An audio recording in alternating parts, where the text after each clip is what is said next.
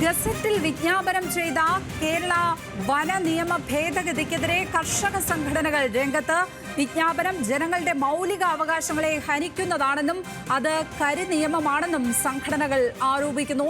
വിജ്ഞാപനത്തിലെ 52, 63, 69 വകുപ്പുകൾ ഒഴിവാക്കണം എന്നാണ് ആവശ്യം.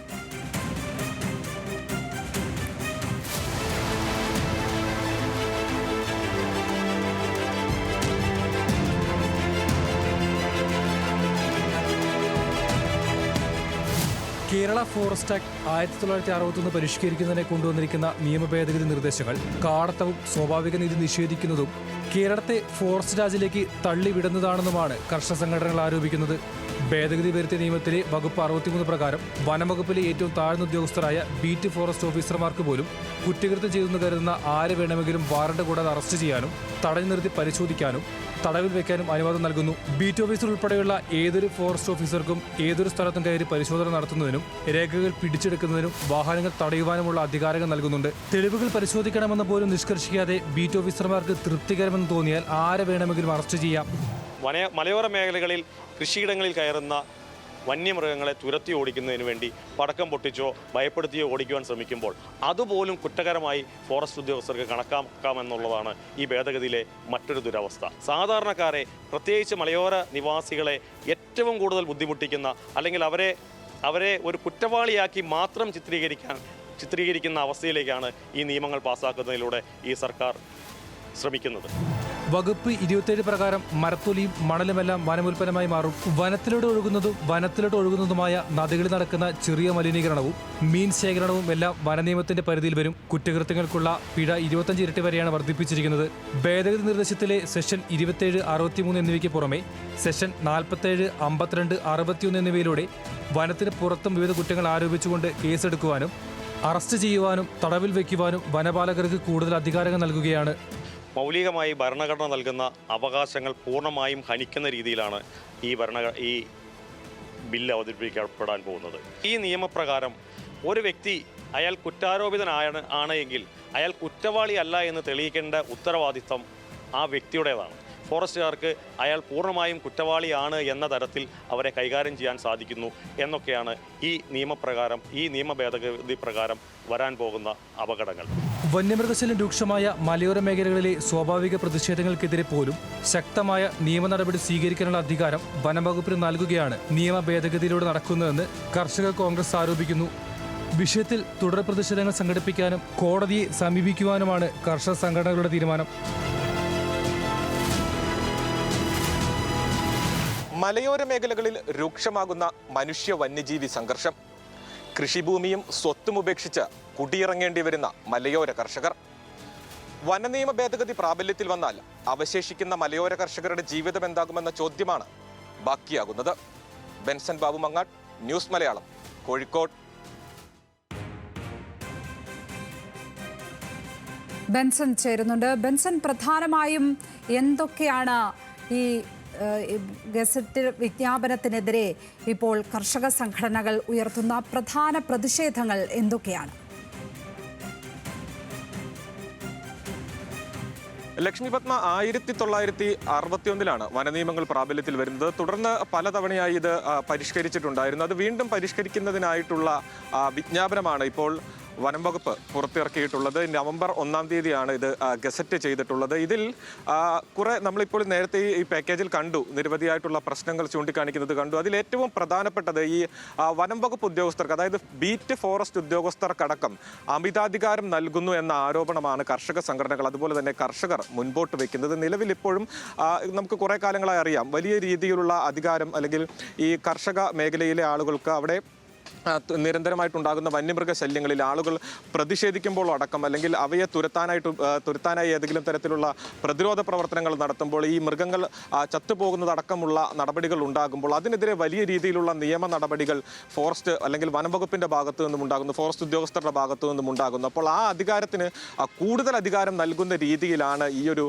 വിജ്ഞാപനം വന്നിട്ടുള്ളത്, അല്ലെങ്കിൽ ഈ നിയമം പുതുക്കുന്നത് ആ രീതിയിലാണ് എന്ന വിജ്ഞാപനത്തിൽ നിന്ന് നമുക്കത് മനസ്സിലാക്കാൻ സാധിക്കും. അതോടൊപ്പം തന്നെ തന്നെ ഈ കാലയളവിലെല്ലാം തന്നെ പിഴത്തുക 1000 ആയിരുന്നെങ്കിൽ, അതായത് ഏതെങ്കിലും തരത്തിലുള്ള ചെറിയ നിയമ നടപടികൾ സ്വീകരിക്കാമായിരുന്നു, അല്ലെങ്കിൽ അതിൽ ഏതെങ്കിലും തരത്തിലുള്ള പ്രശ്നങ്ങൾ വരുമ്പോൾ അതിൽ പിഴത്തുകയായിട്ടുണ്ടായിരുന്നത് 1000 രൂപയാണെങ്കിൽ അത് 25,000 രൂപയായി വർദ്ധിപ്പിക്കുന്നു. വലിയ രീതിയിൽ പിഴത്തുക വർദ്ധിപ്പിക്കുന്നു. അതോടൊപ്പം തന്നെ ബീറ്റ് ഫോറസ്റ്റ് ഉദ്യോഗസ്ഥർ അടക്കമുള്ള ആളുകൾക്ക് എപ്പോൾ വേണമെങ്കിലും, അതായത് പ്രതിയെന്ന് സംശയം തോന്നുന്ന ആളുകളുടെ വീട്ടിലോ സ്ഥാപനത്തിലോ എപ്പോൾ വേണമെങ്കിലും കയറി ചെല്ലാനും അവിടെ പരിശോധനകൾ നടത്താനും ഈ ആളുകളെ വാറണ്ടോ അല്ലെങ്കിൽ മറ്റ് കസ്റ്റഡി അപേക്ഷയോ ഒന്നും കൂടാതെ തന്നെ കസ്റ്റഡിയിലെടുക്കാനും അന്വേഷണം നടത്താനും അവരെ അറസ്റ്റ് ചെയ്യാനും അടക്കമുള്ള നിയമ ഭേദഗതിയാണ് ഈ ഒരു നിയമത്തിലൂടെ വരാൻ പോകുന്നത്. അപ്പോൾ ഇതിനെതിരെയാണ് വലിയ രീതിയിലുള്ള പ്രതിഷേധം കർഷക സംഘടനകളുടെ ഭാഗത്തു നിന്നും ഉണ്ടാകുന്നത്. അതോടൊപ്പം തന്നെ എടുത്തു പറയേണ്ടത് ഈ ഒരു നിയമപ്രകാരം ഈ വനമേഖലയിലൂടെ ഒഴുകുന്ന പുഴയിൽ നിന്നും മീനുകൾ ശേഖരിക്കുന്നത് അടക്കമുള്ളത് വലിയ കുറ്റകൃത്യമായി വരുന്നു. അപ്പോൾ നമുക്കറിയാം ഈ മലയോര മേഖലകളിലെല്ലാം തന്നെ ഇങ്ങനെ കാട്ടിൽ നിന്നും വെള്ളം ശേഖരിക്കാൻ ആളുകൾ പോകുന്നുണ്ട്. കാട്ടിൽ നിന്നും മരത്തൊലികൾ അല്ലെങ്കിൽ മരങ്ങൾ ശേഖരിച്ച് വിറകായിട്ട് ഉപയോഗിക്കാൻ, അല്ലെങ്കിൽ ഭക്ഷണം പാകം ചെയ്യുന്നതിനടക്കം വിറകായിട്ട് ഉപയോഗിക്കാൻ ആളുകൾ വനമേഖലകളിലേക്ക് കടന്നു പോകുന്ന നിരവധി ഇടങ്ങൾ കേരളത്തിലുടനീളമുണ്ട്. അപ്പോൾ ഇതെല്ലാം തന്നെ ഒരു കുറ്റകൃത്യമായി മുൻപോട്ട് വരുന്ന ഒരു സാഹചര്യമാണ് ഈ നിയമ ഭേദഗതിയിലൂടെ വരാൻ പോകുന്നത്. ഇതിനെതിരെയാണ് കർഷക സംഘടനകൾ അതുപോലെ തന്നെ മലയോര മേഖലയിലെ ജനതകൾ വലിയ പ്രതിഷേധത്തിലേക്ക് കടക്കാൻ പോകുന്നത്. ഇപ്പോൾ ഈ ഒരു വിജ്ഞാപനവുമായി ഇതിനോടകം തന്നെ ഈ വനമേഖലയോട് ചേർന്ന കർഷകർ അവർ വന്യജീവി ശല്യം കാരണം, കൃഷിനാശം കാരണം ഒക്കെ വലിയ തോതിൽ ബുദ്ധിമുട്ടുന്നവരാണ്. അവരിലേക്കാണ് ഈ വിജ്ഞാപനം കൂടി എത്തുന്നത്, ഈ നിയമ ഭേദഗതി കൂടി എത്തുന്നത്. ചുരുക്കി പറഞ്ഞാൽ അവരുടെ ജീവിതം കൂടുതൽ നരക തുല്യം ആകാൻ പോകുന്നു എന്ന് വേണം മനസ്സിലാക്കാൻ, അല്ലേ? ലക്ഷ്മി പത്മ, അതിൽ നമ്മൾ എടുത്തു പറയേണ്ട ഒരു കാര്യമുണ്ട്. ഈ വനമേഖലകളിലെല്ലാം അല്ലെങ്കിൽ മലയോര മേഖലകളിലെല്ലാം തന്നെ കർഷകരായി ഉണ്ടായിരുന്ന ആളുകൾ അവരെല്ലാവരും തന്നെ ഒരു കുടിയിറങ്ങുന്ന സാഹചര്യമാണ് നിലവിലുള്ളത്. അതായത് തുടർച്ചയായി ഉണ്ടാകുന്ന വന്യമൃഗശല്യം രൂക്ഷമായതിനെ തുടർന്ന് തന്നെ ഈ മലയോര മേഖലകളിലെല്ലാം തന്നെ കർഷകർ അവരുടെ കൃഷി ഉപേക്ഷിച്ച് മറ്റ് തൊഴിലവസരങ്ങൾ തേടി പോകുന്ന ഒരു സാഹചര്യമാണുള്ളത്. അവിടെയുള്ള ആളുകളെ സംബന്ധിച്ചിടത്തോളം അവിടെ ജീവിക്കാൻ കഴിയാത്തൊരു സാഹചര്യമാണുള്ളത്. അപ്പോൾ ആ 50 സെന്റ് സ്ഥലം ഉണ്ടായിരുന്ന ആളുകളെല്ലാം തന്നെ അത് ഉപേക്ഷിച്ച് 5 സെന്റ് വീട് മാത്രമായി ചുരുങ്ങുന്ന ഒരു സാഹചര്യമുണ്ട്. അത്തരത്തിൽ ജീവിക്കുന്ന ആളുകളെ സംബന്ധിച്ചിടത്തോളം അവർക്ക് ഇത്തരമൊരു നിയമം കൂടി പ്രാബല്യത്തിൽ വന്നു കഴിഞ്ഞാൽ, അതായത് കാട്ടുപന്നി സ്വന്തം വീട്ടുമുറ്റത്തെത്തുകയോ സ്വന്തം കൃഷിയിടത്തിലെത്തുകയോ ചെയ്തു കഴിഞ്ഞാൽ അവയെ പടക്കം പൊട്ടിച്ചോ അല്ലെങ്കിൽ കല്ലെറിഞ്ഞോ ഓടിക്കുന്ന ഒരു സാഹചര്യം ഉണ്ടാകുമ്പോൾ അത് നിയമവിരുദ്ധമായി മാറുന്നു. അതിനെ വലിയ രീതിയിലുള്ള പിഴത്തുക നൽകേണ്ടി വരുന്ന ഒരു സാഹചര്യം ഉണ്ടാകുന്നു. അങ്ങനെ ഈ മലയോര മേഖലയിലെ കർഷകരെ സംബന്ധിച്ചിടത്തോളം അല്ലെങ്കിൽ മലയോര മേഖലയിലെ ജനങ്ങളെ സംബന്ധിച്ചിടത്തോളം വലിയ ദുരിതത്തിലേക്ക് പോകാൻ സാധ്യതയുള്ള നിയമനിർമ്മാണമാണ് അല്ലെങ്കിൽ പരിഷ്കാരമാണ് വരാൻ പോകുന്നത് എന്ന് തന്നെയാണ് നമുക്ക് മനസ്സിലാക്കാൻ സാധിക്കുന്നത്. അതിനെതിരെയാണ് വലിയ രീതിയിലുള്ള പ്രതിഷേധങ്ങൾ, വലിയ രീതിയിലുള്ള എതിർപ്പുകൾ ഉയർന്നു വരുന്നത്. ഇതിനെതിരെ ശക്തമായിട്ടുള്ള പ്രതിഷേധം വരും ദിവസങ്ങളിൽ ഉണ്ടാകാനുള്ള സാധ്യതയുണ്ട്. അതോടൊപ്പം തന്നെ നിയമപരമായി ഏത് രീതിയിൽ നേരിടാം, കോടതിയിൽ പോകാനുള്ള മറ്റു വഴികളാണിപ്പോൾ മറ്റ് കർഷക സംഘടനകൾ തേടുന്നത്. ഇതിൽ ഈ ഒരു വിജ്ഞാപനം നവംബർ 1-ാം തീയതിയാണ് വന്നിട്ടുള്ളത്. അടുത്ത സഭാ സമ്മേളനത്തോടു കൂടി ഇത് വിജ്ഞാപനം പ്രാബല്യത്തിൽ വരാനുള്ള സാധ്യതയുമുണ്ട്. അപ്പോൾ അത്തരത്തിൽ പ്രാബല്യത്തിൽ വരികയാണെങ്കിൽ വലിയ രീതിയിലുള്ള പ്രതിഷേധങ്ങളിലേക്ക്, വലിയ രീതിയിലുള്ള പ്രക്ഷോഭങ്ങളിലേക്ക്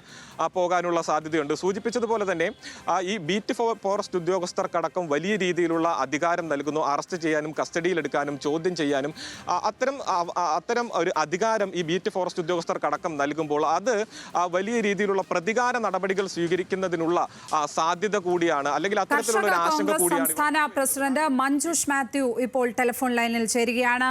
ശ്രീ മഞ്ജുഷ് മാത്യു, ഗസറ്റിൽ വിജ്ഞാപനം ചെയ്തിരിക്കുന്ന കേരള വന നിയമ ഭേദഗതി അത് അക്ഷരാർത്ഥത്തിൽ മലയോര മേഖലയിലെ കർഷകരുടെ ജീവിതം ദുരിതപൂർണമാക്കും, നരക തുല്യമാക്കും എന്ന് തന്നെ വേണ്ടേ മനസ്സിലാക്കാൻ?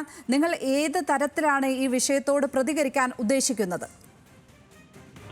തീർച്ചയായും ഈ നിയമം ഒരു പൗരന്റെ മൗലിക അവകാശങ്ങളെ പൂർണ്ണമായും ഹനിക്കുന്ന തരത്തിലുള്ളതാണ്. ഫോറസ്റ്റുകാരെ സംബന്ധിച്ച് അവർക്ക് മാൻ ആനിമൽ കോൺഫ്ലിക്റ്റ് അടക്കം നടക്കുന്ന ഈ കാലഘട്ടത്തിൽ, വന്യമൃഗശല്യം വലിയ തോതിലുള്ള കാലഘട്ടത്തിൽ, വന്യമൃഗങ്ങൾ മനുഷ്യനെ ഉപദ്രവിക്കുകയും മരണപ്പെടുകയും ചെയ്യുന്ന സമയത്ത് അതിൽ വരുന്ന പ്രതിഷേധങ്ങൾ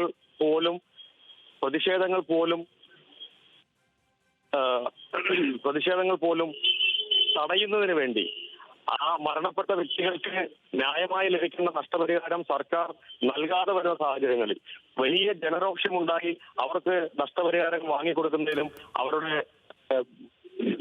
അവരുടെ അവകാശങ്ങൾ നേടിയെടുക്കുന്നതിനും വേണ്ടി നടത്തുന്ന സമരങ്ങളെ പോലും അടിച്ചമർത്തുന്നതിന് വേണ്ടിയിട്ടുള്ള കരി നിയമമാണ് ഇപ്പോൾ ഗസറ്റിൽ വിജ്ഞാപനം ചെയ്തിരിക്കുന്നത്. യഥാർത്ഥത്തിൽ അതിൽ ഉൾപ്പെടുത്തിയിരിക്കുന്ന സെക്ഷൻ 69 സെക്ഷൻ 63 ഈ സെക്ഷനുകളെല്ലാം മൗലിക അവകാശങ്ങളെ പൂർണ്ണമായും ഹനിക്കുന്നതാണ്. ഒരു മനുഷ്യന്റെ നിരപരാധിത്വം, ഒരു കുറ്റവാളിയുടെ നിരപരാധിത്വം കോടതിയിൽ അയാൾ കോടതി അയാളെ കുറ്റവാളിയായി ശിക്ഷ വിധിക്കുമ്പോൾ മാത്രമാണ് അയാൾ കുറ്റവാളിയാവുന്നത്. അതുവരെ കോടതി അയാളെ കൺസിഡർ ചെയ്യുന്നത് പ്രതിയായാണ്. ഈ ഫോറസ്റ്റുകാര് ഒരു വ്യക്തിയുടെ പറമ്പിൽ അല്ലെങ്കിൽ വ്യക്തിയുടെ വീട്ടിൽ വാറണ്ടില്ലാതെ അവർക്ക് റെയ്ഡ് നടത്താം. സംശയാസ്പദമായ സാഹചര്യത്തിൽ ഫോറസ്റ്റിന്റെ വനനിയമങ്ങൾ ലംഘിക്കപ്പെട്ടു എന്ന് ഒരു ബീറ്റ് ഫോറസ്റ്റ് ഓഫീസർക്ക് തോന്നിയാൽ പോലും ആ പ്രതിയെ കുറ്റവാളി എന്ന തരത്തിൽ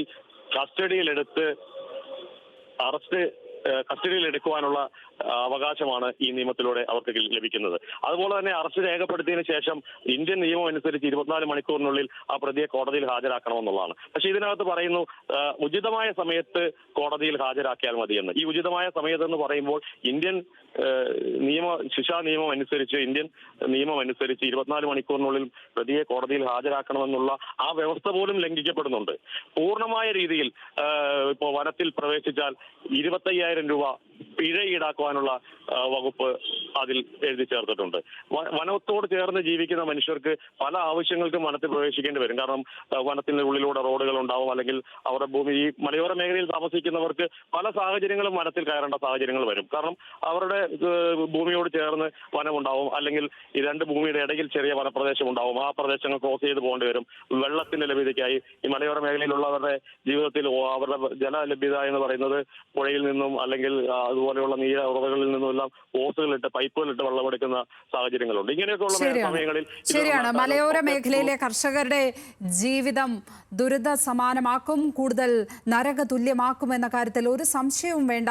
ഈ നിയമ ഭേദഗതി നിലവിൽ വന്നാൽ അതുകൊണ്ട് തന്നെയാണ് കർഷക സംഘടനകൾ അതിശക്തമായ പ്രതിഷേധം ഉയർത്തുന്നത്. വളരെയധികം നന്ദി ശ്രീ മഞ്ജുഷ് മാത്യു ഈ ഘട്ടത്തിൽ ഞങ്ങളോട് പ്രതികരിച്ചതിന്. കർഷക കോൺഗ്രസ് സംസ്ഥാന പ്രസിഡന്റാണ് അദ്ദേഹം.